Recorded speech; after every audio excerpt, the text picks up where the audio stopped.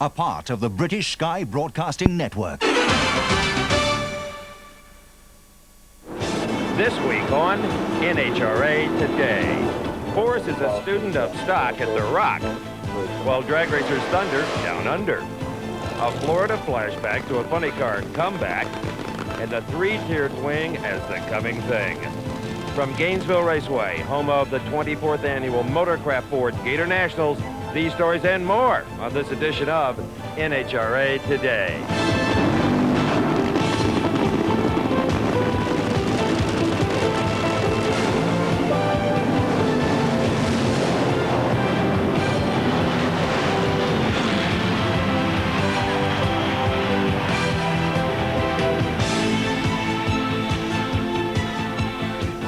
When the drag racing historians get together to select the greatest national events ever, chances are the 1992 Gatornationals will be near the head of the list. One of the obvious reasons was Kenny Bernstein's posting of the first ever 300-mile-per-hour run in qualifying. But often overlooked in the glory of Kenny's accomplishment is that in the second round, Eddie Hill lowered the national ET mark to a 480 on his way to winning the event. Now, the record book also was rewritten in pro stock by Scott Jeffrey on his Dodge Daytona. But the really impressive performance was provided by Warren Johnson's pro stock bracket car, with 4 consistent runs on race day at 7.14. Now, that event certainly was a classic, and this year looks to be even better. Hello, everyone, and welcome to this edition of NHRA Today. I'm Steve Evans. You can just feel the potential in this very cool air for another record-busting weekend of championship drag racing. In the next half hour, we'll bring you a preview of Gainesville circa 1993 and a variety of other features. But first, we've got to pause to find out what's hot. Drag racing in Canada suffered a severe setback this week with the cancellation of San Air Raceway's Lake Grand National event due to government restrictions on the use of leaded fuels. But stepping in to fill the gap in the NHRA Winston calendar is Heartland Park in Topeka, which will host a replacement race on June 24th through the 27th. We took a look at the geographic transition of the tour. We also looked at the capability of the track management to gear up in a 4-month period and actually be able to promote the event and put some people in the seats. All of those factors considered, and I would also add to that, the governor here today, the state of Kansas certainly supports our program. All of those factors said that this was the natural choice to make. The people in this area, in this region, and in Kansas love racing, and I enjoy the drivers. They're great people, and we look forward to having them here twice a year and maybe even more frequent than that in the future. And that's what's hot. The latest driver to follow Kenny Bernstein into the Slick 50 300-mile-an-hour club is Don the Snake Verdome, who did the speed deed just 2 weeks ago in Houston, Texas. Now, the Snake hopes that that kind of performance will propel him to his first ever top fuel win here at the Gators. If it does, that'll go along with his record 5 funny car titles, the last of which came after a 1-year retirement.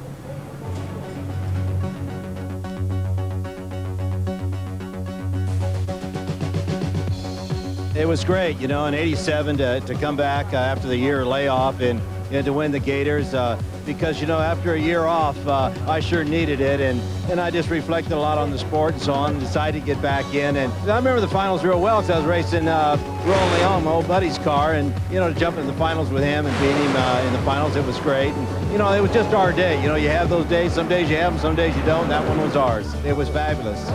You know, since the dawning of the 300 era, only Kenny Bernstein, Doug Herbert, and Don Prudhomme have been able to hit that triple-century mark. But there have been some close calls by other drivers.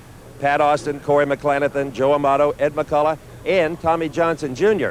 Now, one way to help a team hit that magic number is to minimize aerodynamic drag. And that is the subject of this week's Fast Fact with Frank Hawley. For a number of years, top fuel dragsters have been running wings.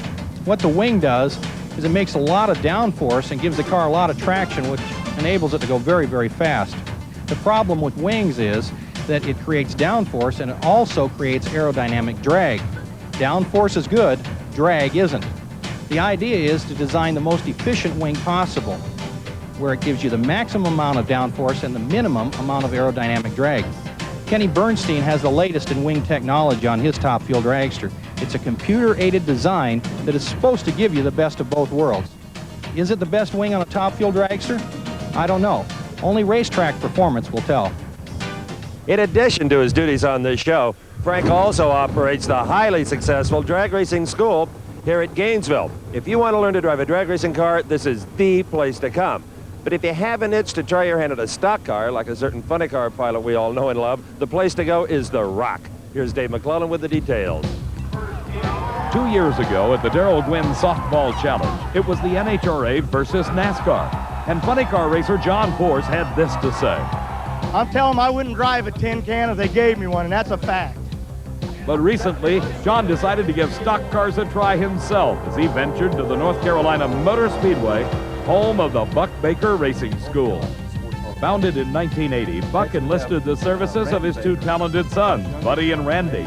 And since then, the famous Baker clan has trained many big-name drivers like Jeff Gordon, Bobby Hillen, and over 25,000 others.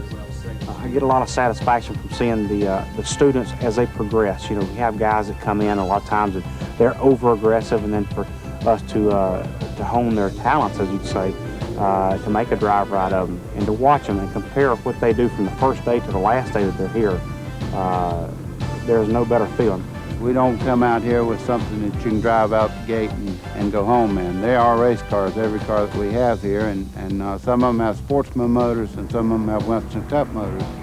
But the basic thing that we try to obtain here is when you leave here, you could go out and crawl into anybody's race car and go around this racetrack and be safe. Now, due to John's fiery reputation, Buddy was understandably apprehensive to learn that John was coming to school. Last night, I got to talk to John quite a bit, and I went, man, tomorrow's going to be absolutely a nightmare. But when he got out here, he's like every professional person I ever worked with in my life. A guy that has the basic instinct will put it together sooner or later. And when he got in a race car, no more John Force that you see out here having a big time. He got serious, he started doing the things right, and it was a pleasure for all of us. I knew nothing over here in this world I was in. It was new. It was scary to me, like the first time that I ever drove a fuel car. But they took the time. These people know their stuff, obviously, the whole bunch, Buddy, and watching Buck on that tower give me the flags. I mean, it was just, I had a ball. After a classroom session covering the basics of the cars, the track, and proper driving techniques, John was ready to test the waters as Buddy demonstrated the classroom principles. Then it was John's turn to take the wheel, with Buddy riding along to guide the straight-line racer as he learned to maneuver the curves. I always thought with these speeds that I get out here on these roads that I would have quicker and faster reflexes just because I'd run at such speeds. But the whole ball game changed when you come to a curve. You know, you can run a quarter mile in 5 seconds, and I've learned where I can, you know, find mom and dad in the stands, you know what I mean? But it was a whole new ball game. I was afraid to look in the stands out here because every time you look anywhere in the rearview mirror, the next thing you got is a wall. You're back trying to find your lane.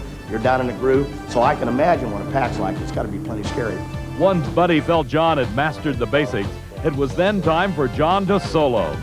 The first thing you want to concentrate on is you know, you're driving a $70,000 piece of equipment naturally, and they tell me about Buck Baker. He'll chase you out of the racetrack, you terrible stuff. So I was watching oil pressure, temperature, and trying to keep my car in the groove, and which I was always lost out there, just like my funny car. I was driving all over the place, but I guarantee you the sensation, when you can feel that tire sliding underneath you, it's unbelievable.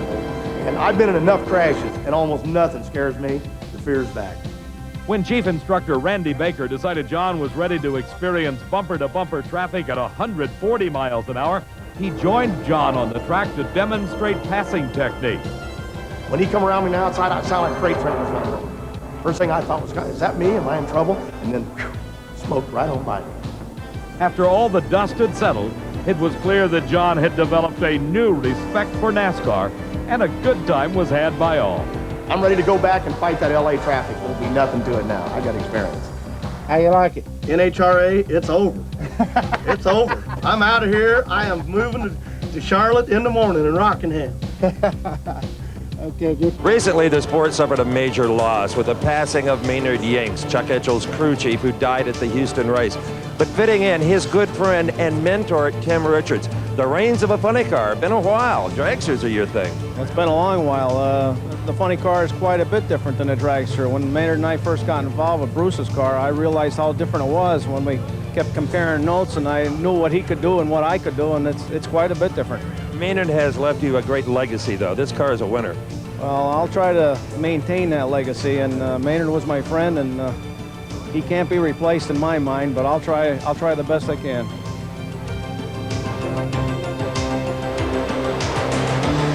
Half a league. Welcome back to Gainesville. Many of the sportsman racers participating here at the Motorcraft Ford Gatornationals had planned to compete last weekend in Atlanta, but the storm of the century postponed that action until late June. Now, there is one part of the world that doesn't worry much about cold weather this time of the year, the Southern Hemisphere, particularly the land down under. On the southeastern coast of Australia lies the city of Melbourne, home to nearly 3 million people. And this metropolis on the shore of Port Phillip Bay is home to some of the country's leading economic and cultural institutions. So important is Melbourne that for part of this century it was the nation's capital. And today it stands alone as the summit of speed in the Southern Hemisphere. Just north of the city lies Calder Park, a motorsports multiplex that recently hosted the largest drag racing event in Australia, the 27th Annual Nationals. Drag racing is already #1 in Australia, and I see a future of fantastic success. What we're doing today I can see be twice as good or 3 times better tomorrow. Such phenomenal growth down under is reflected in both facilities and spectators. Right now, there are 15 permanent facilities. We attracted just over 750,000 people to events around the country. A visit to Calder Park and the Nationals is reminiscent of many events on the NHRA Winston calendar, from the speed parts displays at the manufacturer's midway to the appearance of junior dragsters. But the greatest similarity is on the racetrack. Just as in the United States, Nitro is #1 with racers and fans alike, despite the fact that much of the technology is expensive and comes from the States. Down here, just probably doubles or triples the cost. There's not really any input as far as technology advances and all that down here. So it's sort of fly by the seat of your pants and just hope you don't make too many mistakes. Peter's wife and partner, Helen, also put a more emotional price tag on their pursuit of speed. You cut corners, you don't have nice furniture or anything of the nice domestic things that other women might crave for, but when it runs a number, who cares? Top fuel dragsters are also common in Australia, and the star of the Nationals was Rachel Splatt, who's been driving for only 4 months. My dad used to drag race. He raced at Alton. I grew up around the drag strip with him. I've always loved it since a little kid and always wanted to do it. I always had a dream of racing a car, and it's happened. Unlike NHRA, there is a third class of nitro racing in Australia, the wild and woolly world of top fuel motorcycles that can run under 6 seconds at over 200 miles per hour. It's awesome, unbelievable, and basically totally out of control in spots. For somewhat more sedate two-wheel competition, there is a hotly contested Pro Stock bike class, and the Pro Stock concept is carried over to its four-wheel brethren. Here we run 6.5 pound per cube and a small block engine. My car's 2,300 pound with a 352 cubic inch engine in the car. The last of the professional categories is top alcohol, which features dragsters, funny cars, and alders in heads-up competition. Supercharged cars are also prevalent in 2 other Australian categories, Competition Eliminator and Super Stock, which is home to what may be the most popular car in the country, Victor Bray's 200-mile-per-hour right-hand drive 57 Chevy. For a veteran like Victor, the growth of drag racing is quite welcome. I'm sure there's a lot of American racers experienced this in the States many years ago, you know, and we're here right now, so anyone that wants to be in, just come on over. Any Americans who plan to come on over had better be prepared for temperatures over 100 degrees. In fact, the heat forces the race organizers to run most of the eliminations at night. In the final of top alcohol, the winner was sure to be Steve Reed, either the Aussie funny car driver with a pair of E's in his name, or the Englishman driving the dragster who spells his name with an A. Settling the matter took barely 6 seconds as the Beretta in the near lane took a come-from-behind victory. Pro Stock Eliminator came down to a battle between Hans Van Dyke's homegrown Holden Commodore and the Pontiac Trans Am of Tony Wedlock. And the win was easily captured by national champion Van Dyke in the near lane.